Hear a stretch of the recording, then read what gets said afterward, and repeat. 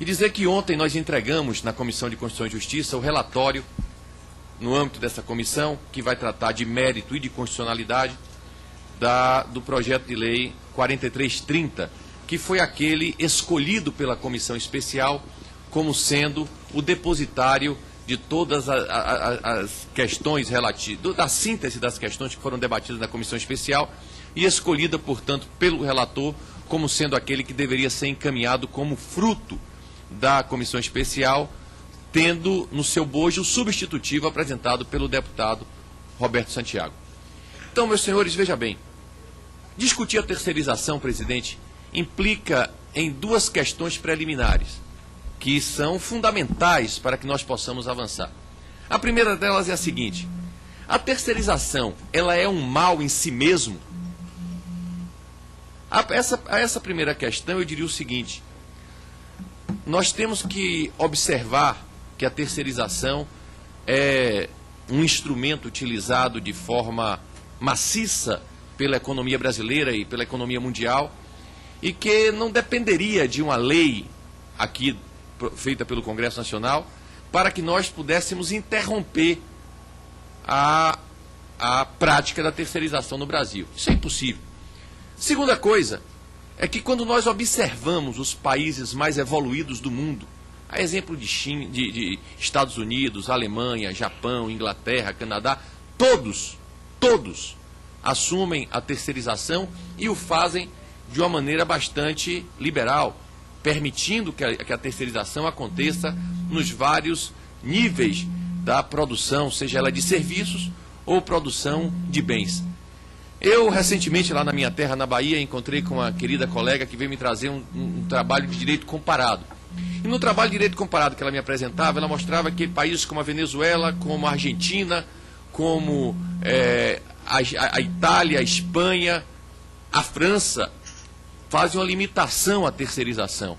Eu disse a ela, então, que graças a Deus eu estava no sentido oposto, porque eu gostaria que ela tivesse inserido no trabalho de direito comparado dela justamente os países mais modernos, que são os países aos quais nós desejamos nos igualar no desenvolvimento.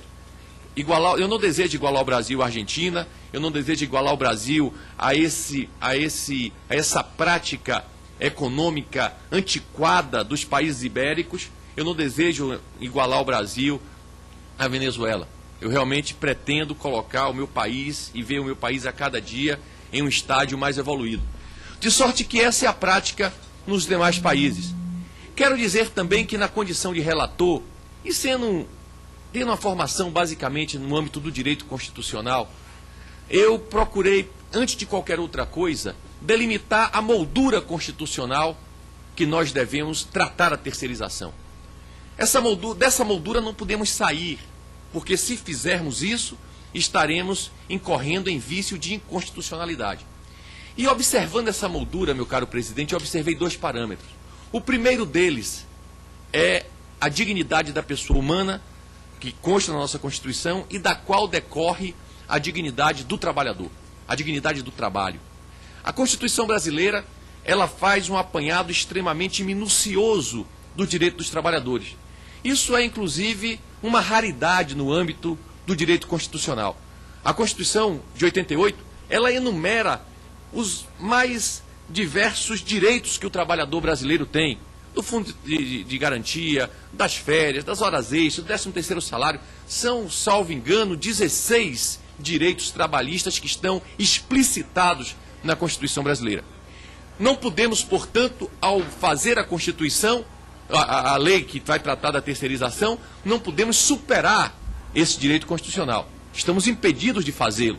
Mais ainda, eu digo no meu parecer que nós temos em relação a esses direitos duas obrigações. Um de natureza negativa, que é não ultrapassá-los, e outro de natureza positiva, que é fazer com que a lei tenha instrumentos capazes de fortalecê-los.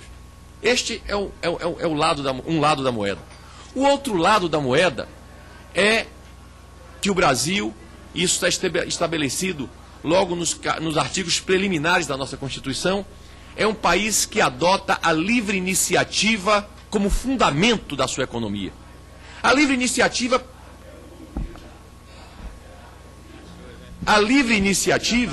ela pressupõe a possibilidade de empreender. A possibilidade de empreender significa que você pode tocar uma empresa, pode empreender aquilo que você quiser dentro da legalidade. Isso pressupõe o direito de contratar. O empresário, ele tem direito de contratar, desde que contratando dentro da legalidade, aquilo que ele quiser.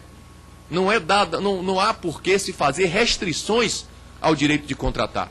Então, eu diria que a moldura constitucional que permeia o tema da terceirização está circundado por esses dois princípios de natureza constitucional.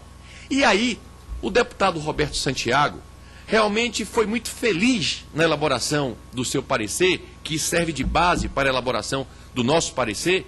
Eu diria que é uma sequência do que ele construiu, e ele tem uma importância maior porque ele foi inovador. No momento em que, na comissão especial, se suprimiu um termo que foi colocado na súmula 331 e que depois se transformou em base dessas decisões todas do direito do trabalho em relação à terceirização, que é esse vocábulo atividade meio, atividade fim. Símbolo da imprecisão, símbolo da confusão, porque lá na lei diz que só pode terceirizar na atividade meio. Consequentemente, lá na súmula 331, consequentemente, se absorveu no âmbito dessa discussão o seu contraponto, apesar de não estar expresso no texto da 331, que é atividade fim, e esse debate polarizado, inconsistente, inseguro, impreciso, passou a tomar conta de toda a discussão acerca da terceirização. O deputado Roberto Santiago realizou uma obra legislativa extraordinária, quando substituiu esse vocábulo pela especialização da empresa como sendo o princípio elementar para que ela possa funcionar como terceirizada. Por que isso, presidente? Veja só, em primeiro lugar, acaba com essa imprecisão da atividade meio e atividade fim. Em segundo lugar, acaba com essas empresas guarda-chuva que têm o propósito exclusivo de fazer a intermediação de mão de obra, que não tem nenhum know-how, que não tem nenhuma expertise e que querem participar do processo de terceirização apenas para abocanhar um pedaço do salário do trabalhador. Então, quando você coloca a empresa como especializada, você realmente caminha na direção de fortalecer a empresa. Todo o projeto 4330, ele tem como fulcro, como fundamento, como espinha dorsal, o fortalecimento da empresa. E isso para dizer que a terceirização não é o mal em si mesmo. O problema que nós vivemos hoje são as mais empresas, porque hoje a súmula 331 permite que qualquer empresa funcione como terceirizada, e essas empresas são precárias, e obviamente, empresas precárias produzirão relações trabalhistas precárias. E é isso que nós temos que enfrentar. Temos que acabar com as empresas precárias e não acabar com a terceirização. Então, dentro dessa lógica que está o nosso parecer, eu acho que estamos em um momento oportunicíssimo para fazer a aprovação dessa lei.